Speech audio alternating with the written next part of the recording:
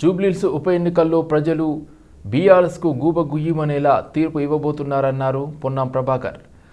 లక్షల కోట్ల అప్పు చేసి బీఆర్ఎస్ అడ్డగోలుగా మాట్లాడుతుంది. 10 ఏళ్ల బీఆర్ఎస్ పాలనలో జూబ్లీహిల్స్లో ఏమి అభివృద్ధి జరిగిందో చర్చకు రావాలన్నారు. అసెంబ్లీ ఎన్నికల్లో ఓడగొట్టారు. పార్లమెంట్ ఎన్నికల్లో 0 సీట్లు ఇచ్చారన్నారు పొన్నాం ప్రభాకర్.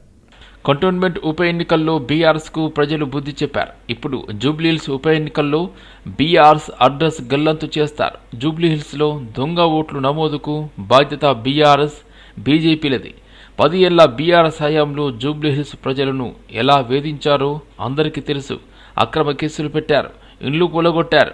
జూబ్లీహిల్స్ ఉప ఎన్నికల్లో ప్రజలు బీఆర్ఎస్కు తగిన గుణపాఠం చెబుతారు. మాగంటి సునీతతో కన్నీరు పెట్టిస్తూ బీఆర్ఎస్ ఓట్లు దండుకోవాలని చూస్తుంది అని, ప్రజలు బీఆర్ఎస్ నమ్మరు అని పొన్నామన్నారు.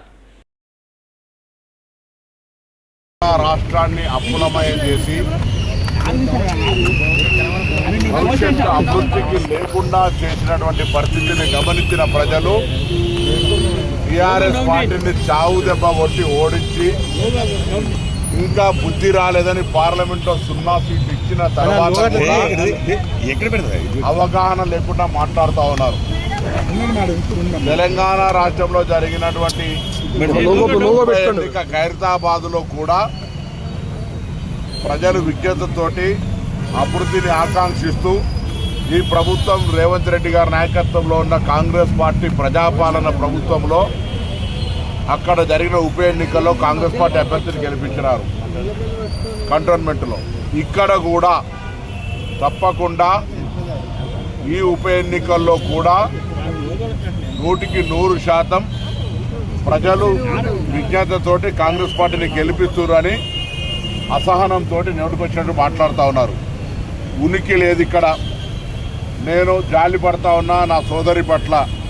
ఎవరికైనా బాధ ఉండొచ్చు, కానీ వేదికల మీద రాజకీయ ప్రసంగాల మధ్య కన్నీళ్లు పెట్టుకొని సానుభూతి ఓట్లు సంపాదించాలనే ప్రయత్నం చేస్తున్న మీ కేటీఆర్, హరీష్ రావు, ఇతర టీఆర్ఎస్ నాయకులను కోరుతా ఉన్నారు.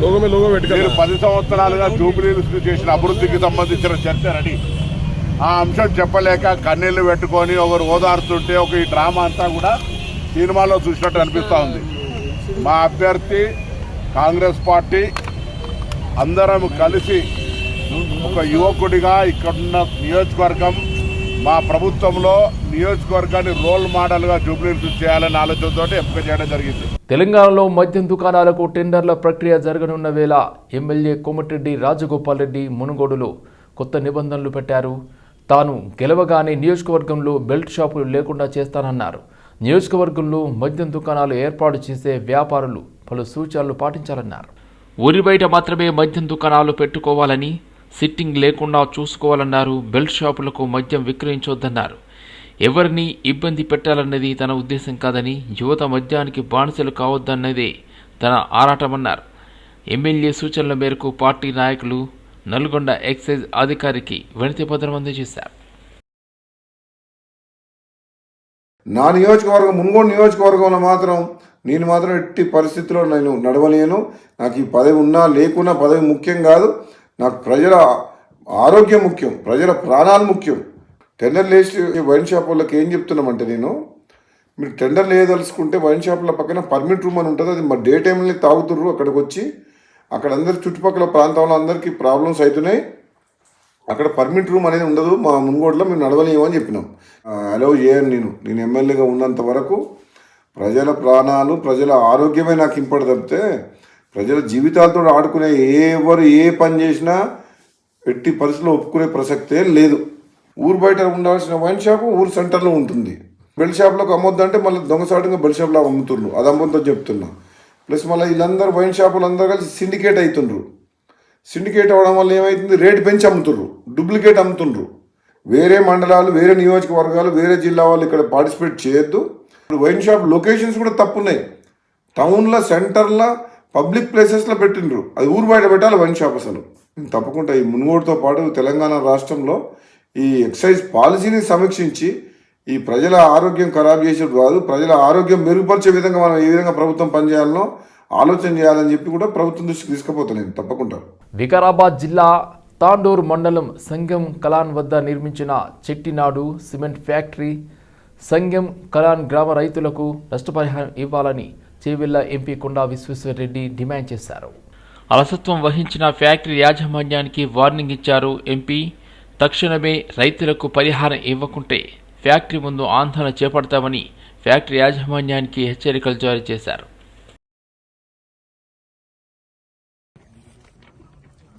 Namaste.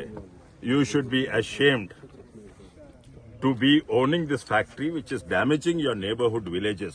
Instead of doing CSR and helping them, you're ruining their lives and you're using police to get them arrested. If you're going to take that stance, I know all the way on the top, whether it's Muttaya or Annamalai. Do you know who I am? I'm the MP of this constituency and I have connections in Madras with your management. Whether they are my friends or enemies, on this I'm not going. They are actually known to our family, your management. But on this issue, I'm not going to spare you or your management. We are going to give you 1 week time to give the compensation. Otherwise, I will be here. I will stop the factory. The MLA may be from a different area. He will come and stop. Okay? Immediately stop on the compensation. Start on the compensation process. There is no excuses. Do you have anything to say? Write a letter. I'm going to write a letter today, respond to it and start the process. Tell me whether you week 1 week or 2 weeks. That's the only time. Compensation, every plot owner has to be, every house. We can see the watermarks on the house. Did you or any of them bother to come and see the damage you are doing to our place? No, you have not come. You have not come.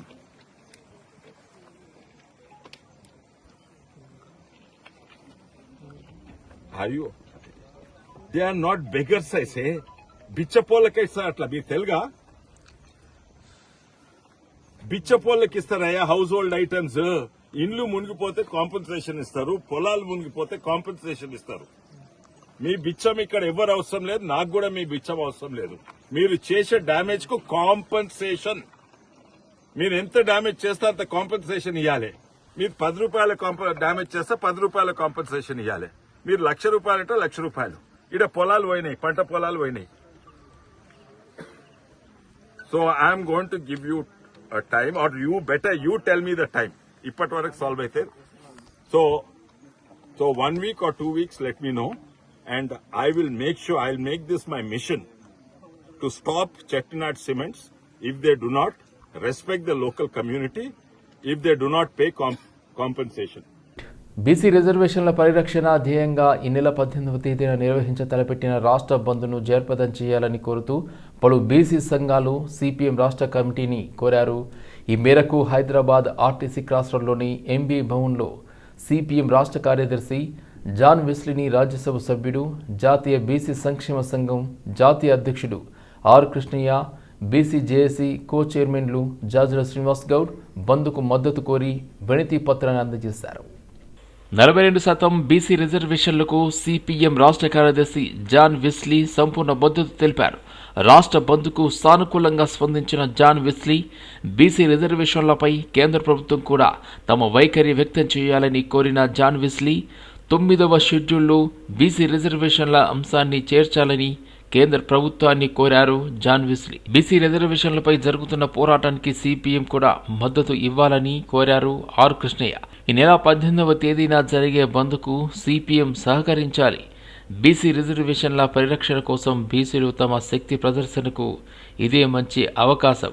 బంద్ను విజయవంతం చేస్తే భవిష్యత్తులో బీసీలకు న్యాయం జరుగుతుందన్నారు.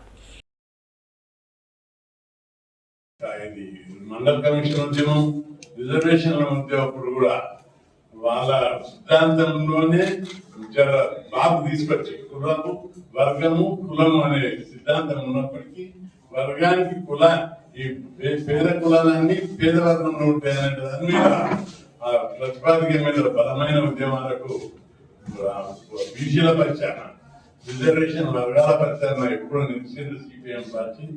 కాబట్టి ఈ రోజు రిజర్వేషన్ల విషయం వచ్చింది. మొదటి నుంచి కూడా పార్టీ పూర్తి మద్దతు ఇస్తుంది. హైకోర్టు ఇచ్చినటువంటి స్టే మీద ఒకసారి మీరు గుర్తు చేసుకోవాలి. యాక్చువల్ గా చాలా మంది ఎక్స్పెక్ట్ చేశారు ఇది 50% సీలింగ్ తోటి మొదటి రోజే కొట్టేస్తారు. అయితే మేము మొదటి నుంచి వాదించుకొచ్చాము. రాజ్యాంగంలోని 243 D6 ప్రకారము దీనికి బేస్ ఉంది. ఇవ్వండి మీరు ఒట్టి అవగాహనలతో కొట్టేసుడు కాదు, బీసీ వ్యతిరేకతతో న్యాయ వ్యవస్థ కొట్టేస్తుంది తప్ప దానికి రాజ్యాంగ పద్ధతి ఉంది, చట్ట పద్ధతి ఉంది, న్యాయ అవరోధాలు లేవని చెప్పి మొదటి నుంచి మేము వాదించుకుంటూ వచ్చాం. అనేక సార్లు ప్రభుత్వం న్యాయ నిపుణులతోటి చర్చించి ఇది వాస్తవమే రాజ్యాంగం వృద్ధి అని ఆ జీవోలో కూడా రాజ్యాంగం యొక్క ఆర్టికల్ పెట్టి జీవో తీశారు. కులగణన మనం పోరాటం చేసి కులగణన చేపట్టాలి. జంతువులకు లెక్కలు ఉన్నాయి కానీ మనుషులకు లెక్కలు లేవు. మనుషులకు లెక్కలు కావాలి, అది సైంటిఫిక్ గా ఉండాలి. కాబట్టి ఆ లెక్కల ఆధారంగా ఎవరి జనాభా దామాస్ ప్రకారం విద్యా ఉద్యోగ రాజకీయ రంగంలో వాటా దక్కాలని మనం పోరాటం చేస్తాం. కాంగ్రెస్ పార్టీ కామారెడ్డి డిక్లరేషన్ పేరుతోటి మేము అధికారంలోకి వస్తే కులగణన చేస్తామని చెప్పింది. అధికారంలోకి వచ్చిన తర్వాత మా వృత్తి సంఘాలు, మా ఆశన్న, మా లెల్లి బాలకృష్ణ, అదేవిధంగా మా రమణన్న, ఆ తర్వాత మా స్కైలాబన్న, ఆ తర్వాత ఎంతో మంది మాతో పాటు నిత్యం ఈ సామాజిక ఉద్యమాల్లో తోడుగా ఉండి అందరం కలిసి పోరాటం చేసి ఒత్తిడి తీసుకొస్తే వైసీపీ ఎంపీ మిథున్ రెడ్డి ఇండ్లు, కార్యాలయాల్లో హైదరాబాద్, బెంగళూరు నివాసాల్లో సిట్ అధికారులు 4 బృందాలతో తనిఖీలు నిర్వహిస్తున్నారు. మిథున్ రెడ్డి కుటుంబ సభ్యులతో పాటు ఆఫీస్ సిబ్బందిని ప్రశ్నించారు అధికారులు. ఏపీ లిక్కర్ కేసులో A4గా ఉన్న మిథున్ రెడ్డి 71 రోజుల పాటు జ్యుడిషియల్ కస్టడీ తర్వాత బెయిల్పై విడుదలయ్యారు.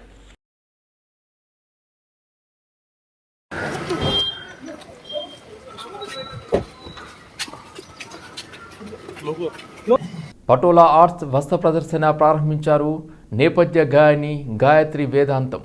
బంజారాహిల్స్లోని లేబుల్స్ పాపాప్ స్పేస్లో ఏర్పాటైన డీసన్ పటోలా ఆర్ట్స్ వస్త్ర ప్రదర్శన టాలీవుడ్ సినీ నేపథ్య గాయని గాయత్రి వేదాంత ప్రారంభించారు. విభిన్నమైన పటోలా ఆర్ట్ చీరలు, పటోలా హ్యాండ్లూమ్, సిల్క్ వస్త్రోత్పత్తులను ఒకే వేదికలో ప్రదర్శించడం అభినందనీయమని ఆమె అన్నారు. నేరుగా వీవర్ నుండి వినియోగదారుడికి అందించేందుకు ఏర్పాటైన ఈ ప్రదర్శన ప్రతి ఒక్కరూ ప్రోత్సహించాల్సిందిగా గాయత్రి వేదాంత కోరారు. డీసన్స్ పటోలా ఆర్ట్స్ నిర్వాహకులు భవిన్ మాట్లాడుతూ ఈ నెల 18వ తేదీ వరకు కొనసాగనున్న ప్రదర్శనలో ప్రత్యేక కలెక్షన్స్ వేదికగా పఠాన్ పటోలా, బందని, బనారస్, కాశ్మీరీ, మహేశ్వరి, కాంచీపురం, గద్వాల్, లక్నోవి, అజ్రక్ చీరలు, అదేవిధంగా సూట్లు, కుర్తీలు, డ్రెస్ మెటీరియల్స్, బెడ్షీట్లు, ఆభరణాలు అందుబాటులో ఉంటాయని వివరించారు. అందరికీ నమస్కారం. నేను మీ సింగర్ లక్ష్మీ గాయత్రి. ఈరోజు నేను లేబుల్ పాపప్ స్టోర్లో ఉన్నాను. So this is the first day ఈ ఎగ్జిబిషన్ జరుగుతుంది. చాలా యూనిక్ కలెక్షన్ ఉందండి. Thanks for giving a site visit. నాకు చాలా నచ్చింది. ఒక పటోలాస్ కానీ one of the best and unique collection మీకు ఇక్కడ చూస్తారు. పటోలా, షిబోరి, పైథానీ, మీరు you name it, you have it here. ఇలాంటివి చాలా మంచి కలెక్షన్ ఉన్నాయి. మోస్ట్లీ నాకు చాలా ఇంట్రెస్టింగ్గా అనిపించిన విషయం ఏంటంటే ట్రెడిషనల్ పీసెస్ ఎన్ని ఉన్నాయో అలానే యూనిక్ ట్రెండీ పీసెస్ కూడా అన్నీ ఉన్నాయి.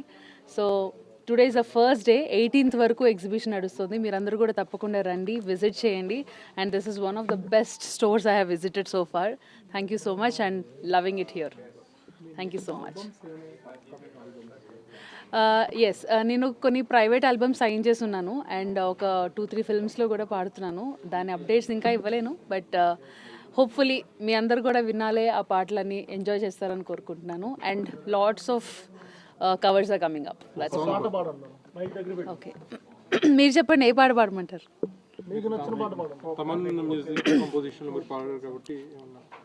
తమన్ గారు పాట. ఇప్పుడు సువ్వి సువ్వాల ట్రెండ్ అవుతుంది కదా. నీ దూరకని లేని కలతలకి బదులు విసిరేటి నవ్వులకి నిజములా కలలే మారుతుంటే సమయం అసలే చాలదే, ఇక చివరే లేదను ప్రేమ